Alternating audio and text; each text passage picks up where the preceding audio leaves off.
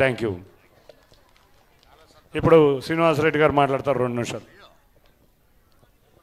పెద్దలు, స్థానిక పార్లమెంట్ సభ్యులు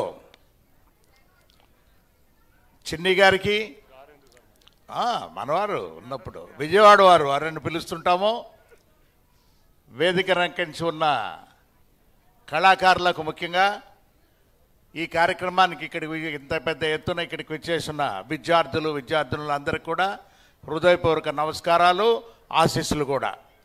విజయవాడ ఉత్సవం అనే కార్యక్రమాన్ని మన చిన్ని గారు మాకు పార్లమెంట్ సమావేశాలు జరుగుతున్నప్పుడు పదే చెప్పేవారు. విజయవాడలో ఒక ఉత్సవం అనేది ఇప్పటి వరకు జరపలేదు.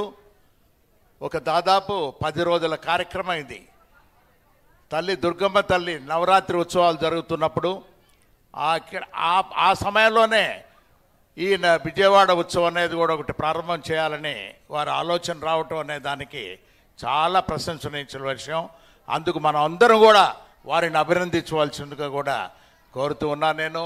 ఎందుకంటే ఇది ఎంతో సాహసోపేతమైన కార్యక్రమం. ఇది దాదాపు 10 రోజుల కార్యక్రమాన్ని ప్రతి నిత్యము 2-3 దగ్గరల అన్ని రకాల కళారంగాల నుంచి తీసుకొచ్చి, నేను అంటే పేపర్లో చూస్తూ ఉన్నాను, ఫాలోఅప్ చేస్తున్నప్పుడు వేలాది మంది యువకులను ఉర్రూతలగిస్తున్నారు ఉన్నప్పుడు చిన్ని గారు. ఈ విజయవాడ అనేది అంటేనే ఇప్పుడు ప్రపంచ చరిత్రలోనే, ప్రపంచ పటంలోనే ఒక గుర్తింపుగా తీసుకొచ్చారు మన ఎంపీ గారు. అయితే వారి తపన విజయవాడ కూడా ఏ విధమైన అభివృద్ధి చేయాలనేది కూడా నాతో చర్చిస్తున్నప్పుడు చాలా సంతోషంగా, చిన్ని గారు మాగుంట కుటుంబం కూడా మీతో ఉంటుంది, మీరు ఏది ఆర్డర్ ఇచ్చినా కూడా ఎంపీగా నేను కూడా నా వంతు కృషి చేసేదానికి విజయవాడ అభివృద్ధిలో కూడా పాలు పంచుకుంటాననేది పదే వారితో కూడా చెప్పడం కూడా జరిగింది.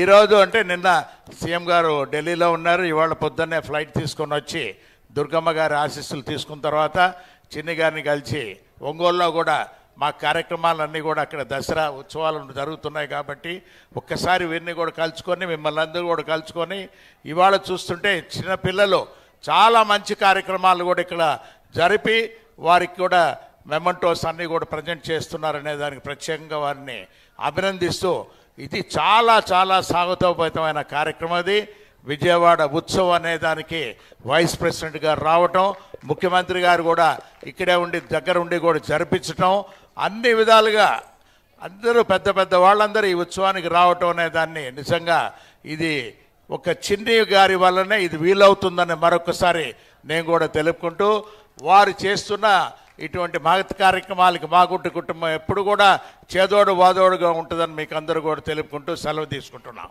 జై.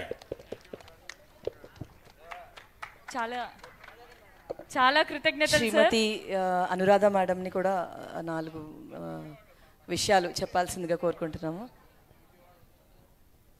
అందరికీ నమస్కారం. మరి ఈరోజు విజయవాడ తెలుగువారి గుండె చప్పుడు అని మనం గర్వంగా చెప్పుకుంటాం. నిజంగా